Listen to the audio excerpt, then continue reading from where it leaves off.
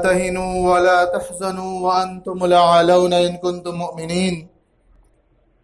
सदक़ल्लाहुल अज़ीम। मुहतरम सामिईन, अल्लाह तबारक व तआला ने रहती दुनिया तक की इंसानियत के लिए रसूलुल्लाह सल्लल्लाहु अलैहि वसल्लम को नमूना बनाकर भेजा है और आप सल्लल्लाहु अलैहि वसल्लम पूरी इंसानियत के नबी हैं और खुसूसन मुसलमानों के लिए बेहतरीन नमूना आपकी ज़िंदगी में है, जिसका जिक्र अल्लाह ताला ने यूँ बयान किया, वलकुम फ़ी रसूलिल्लाहि उस्वतुन हसनह लिमन कान यरजुल्लाह वल यौमल आखिर व ज़करल्लाह कसीरा, कि तुम्हारे लिए रसूलुल्लाह की ज़िंदगी में बेहतरीन नमूना है और उसके लिए है जो आखिरत पर ईमान रखता हो और अल्लाह ताला से मुलाकात की उम्मीद रखता हो और अल्लाह को कसरत से याद करता हो। रसूलुल्लाह सल्लल्लाहु अलैहि वसल्लम की ज़िंदगी को अगर हम यूँ तकसीम करें तो दो हिस्सों में तकसीम कर सकते हैं, एक मक्की ज़िंदगी और दूसरी मदनी ज़िंदगी। आप सल्लल्लाहु अलैहि वसल्लम ने अपनी ज़िंदगी के 53 साल मक्के में गुजारे और आखिर के 10 साल आपने मदीने में गुजारे। नबूवत के 13 साल बाद आपने हिजरत की और मदीना तशरीफ़ ले गए और 13 साल तक नबी बनाए जाने के बाद मक्के ही में आपने दावत का काम अंजाम दिया। इसमें 3 चीज़ें ख़ास तौर से काबिल लिहाज है। एक ये कि आप सल्लल्लाहु अलैहि वसल्लम ने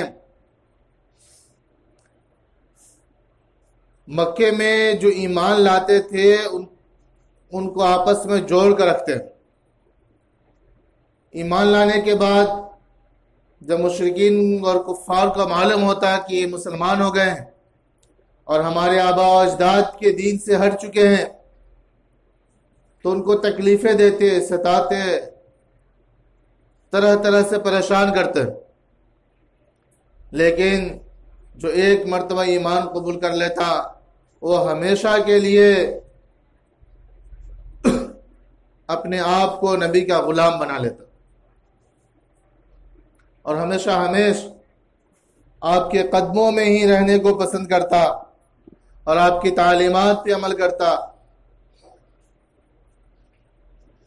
मक्की दौर के अंदर ऐसा कभी नहीं हुआ कि किसी ने शख्स ने इस्लाम कबूल किया और उसके बाद वो फिर गया। आजमाइशें आती रहीं और आजमाइशें आती ही रहेंगी। हसिबन नास अन युतरकू अन यक़ूलू आमन्ना वहुम ला युफ्तनून।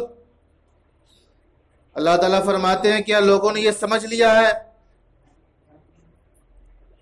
कि सिर्फ ये कह दे कि हम ईमान ले आए और हम उसको मान लेंगे और उसको आजमाइश नहीं होगी, वो आजमाया नहीं जाएगा, वो जरूर भी जरूर आजमाया जाएगा। इससे पहले भी लोगों को आजमाया गया है और अब भी आजमाइश में डाले जाएंगे।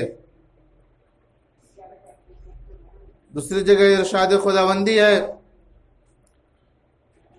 कि ज़ुल्ज़िलू हत्ता यक़ूल रसूल वल्लज़ीना आमनू मअहू मता नस्रुल्लाह, कि वो लोग ऐसे झंझोड़ दिए गए, इतने आजमाइशें उनके साथ की गई कि जो ईमान रसूल और जो उन पर ईमान लाए थे उन लोगों ने कहा मता नस्रुल्लाह, अल्लाह की मदद कब आएगी। इतने ज्यादा परेशान हो गए। जालिम को अल्लाह कब हलाक करेगा, जालिम का जुल्म कब खत्म होगा, ये परेशानी के आलम थे जिसकी अक्कासी की गई है। तो लिहाजा आज के जो हिंदुस्तान के हालात हैं ये मक्की ज़िंदगी से बहुत कुछ उसका मेल खाता है। मक्का में भी आप सल्लल्लाहु अलैहि वसल्लम और आपके सहाबा को तकलीफ़ें दी जाती थी। आज यहाँ भी मुसलमानों के ऊपर ये हिंदुस्तान की जमीन तंग कर दी जा रही है, दिन ब दिन तंग होती जा रही है।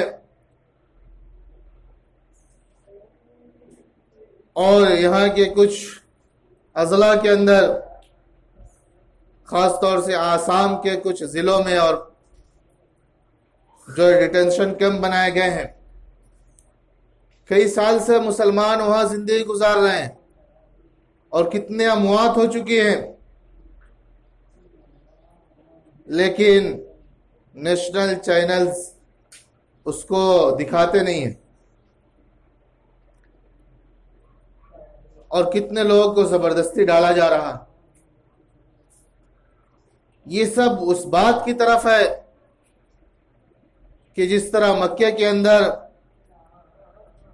तकलीफ दी जाती थी, मारा जाता था, पीटा जाता था, आज देखिए कि बिल्कुल वही जंगल राज उत्तर प्रदेश के अंदर है कि मुसलमानों को तरह तरह से तकलीफ दी जा रही है। मासूम बच्चों को गोलियों का निशाना बनाया जा रहा है, जवान बूढ़े सब उसके शिकार हो रहे हैं। और मुसलमानों की आबादी से सैकड़ों लोगों को जबरदस्ती बसों में भरकर जेलों में बंद किया जा रहा।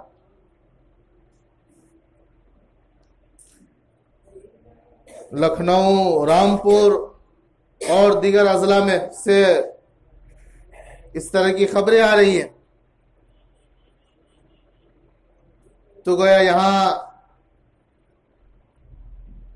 हमारी जो कुर्बानियां हैं आबा अजदाद की, वो यकसर उसको भुला दिया जा रहा और हमारा ताल्लुक किसी दूसरे मुल्क से जोड़ा जा रहा कि यहाँ के रहने वाले नहीं हैं। अफसोस की बात तो यह है कि यूपी की पुलिस ने जो मुसलमानों की बस्तियों में मुसलमानों के खिलाफ जो नोटिस जारी किया कि इन लोगों ने भड़काऊ भाषण दिया, लोगों को भड़काने में हिस्सा लिया है, तो एक ऐसा भी नोटिस दिया कि ऐसे शख्स के नाम जो 6 साल पहले ही दुनिया से रुखसत हो चुका है, 6 साल पहले इंतकाल हो चुका, उसके नाम भी नोटिस जारी हो रही। तो आप इससे अंदाजा कीजिए कि वहां की पुलिस किस तरह मुसलमानों का इस्तेहसाल कर रही है और अपनी जिम्मेदारी किस तरह बहुस्न खूबी अंजाम दे रही है कि दाढ़ी, टोपी और कुर्ता उनके लिए दहशतगर्दी का निशान बना हुआ। और पुलिस तो दूर की बात है, हिंदुस्तान का वजीर आजम भी ये अपने तकरीरों में कहता फिर रहा है कि जो दहशतगर्द है वो अपने कपड़ों से पहचाने जाते हैं। तो इससे अंदाजा कीजिए कि मुल्क किस तरफ जा रहा है। यहाँ के रहने वालों में किस तरह नफरत फैलाई जा रही है और ये नफरत की सियासत में लोगों को भेंट चढ़ाया जा रहा है। तो इसको हमें समझना होगा। अगर हम यूं ही अपनी जैसी जिंदगी गुजर रही है गुजारते रहे और इसकी फिक्र नहीं की, अपने तहफ़्फ़ुज़ की फिक्र नहीं की, अपने हुकूक के लिए कोशिश नहीं की, तो वो दिन दूर नहीं कि जिस तरह आसाम के अंदर तकरीबन 5 लाख मुसलमानों को जो बेघर किया जा रहा है, जिनके आबा अजदाद यहाँ पैदा हुए और इसी मिट्टी में दफन हुए, उनको घरों से निकाला जा रहा। तो यहाँ की जो हुकूमत है और ख़ास तौर से यहाँ कर्नाटक में बीजेपी की हुकूमत और वज़ीर आज़म यहाँ बेंगलोर में 2-3 दिन से क़याम कर रहे हैं और अपनी तकरीरों में ये बार बार जिक्र कर रहे हैं। आप ज़रा अफसोस कि उनका ये कहना है कि लोग यहाँ के जो हिंदुस्तान के बाशिंदे हैं वो पाकिस्तान के खिलाफ मुजाहरा करें और उनसे अपने हुकूक की बात न करें। ये वज़ीर आज़म का जुमला है जिन्होंने कल परसों बेंगलोर के अंदर कहा था कि हिंदुस्तान के रहने वाले पाकिस्तान के खिलाफ मुजाहरा करें। ये बहुत ही काबिल मजम्मत और अफसोस की बात है। कि यहाँ के लोगों को हुकूक नहीं दिया जा रहा है। यहाँ के नौजवान परेशान हैं, चाहे वो किसी भी बिरादरी से ताल्लुक रखते हो। इसके खिलाफ कोई बोलने को तैयार नहीं है और ये कह रहे हैं कि सब ठीक चल रहा है। कश्मीर के अंदर अगस्त से लेकर अब तक वहां की हालत बहुत ही बुरी है। वहां मुसलमानों को सख्त परेशानी का आलम का सामना करना पड़ रहा है। वहां की तमाम सर्विसें बंद हैं। अभी कल वहां एसएमएस सर्विस शुरू किया गया। ये 4-5 महीने के बीच में तकरीबन 120 दिन से ज्यादा गुजर गए कि लोग आपस में अपने रिश्तेदारों से बात भी नहीं कर सक रहे। फोन की सेवाएं बंद हैं और ये सब खास तौर से मुसलमानों के साथ किया जा रहा। और फिर भी ये कह रहे हैं कि सब कुछ ठीक है। आप गौर कीजिए कि जो बिल्कुल घरों के अंदर महसूर कर दिए गए, कैद कर दिए गए हैं, वो घर से निकल नहीं सकते। जो मजदूर किस्म के लोग हैं वो 3-3, 4-4 महीने घरों में बंद रहेंगे तो उनका क्या आलम होगा। 45 दिन जब बंद थी तो उस वक्त यहाँ के जो लोग गए हुए थे मीडिया के, उन्होंने ये खबर दी थी और ये शायद भी अखबारात के अंदर ये खबर हुई थी कि 15,000 से ज्यादा लोग, उससे बच्चे, नौजवान, बड़े, वो इसके जुल्म के निशाना हुए और शहादत पा चुके हैं, मर गए। कितने तो दवा इलाज के बगैर मर गए। हॉस्पिटल में जाने की सुविधाएं नहीं है। ये तमाम चीजें, ये जो जुल्म और बर्बरियत ये हो रहा है, जिस तरह के फिरौन ने मिस्र के अंदर मूसा अलैहिस्सलाम की कौम के साथ किया था, तो उनकी नस्ल कुशी करने पर आमादा हो गया था कि जो बच्चा पैदा हो उसको कत्ल कर दिया जाए, बच्ची पैदा हो तो उसको जिंदा रखा जाए। ये फिरौन का कानून था और उस पर अमल हो रहा था।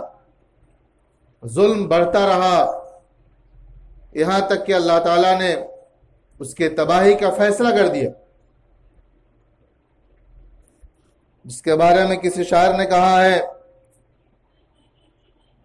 कि फिरौन गया हिटलर भी गया, फिरौन गया हिटलर भी गया, अब चौकीदार तेरी बारी है। अल्लाह का गजब नाजिल होना बाकी है। हिंदुस्तान के जो अदलिया है, इस पर से भी हमारा एतमाद दिन ब दिन कम होता जा रहा है। उनके फैसले ऐसे आते हैं जिसके बारे में शायर कहता है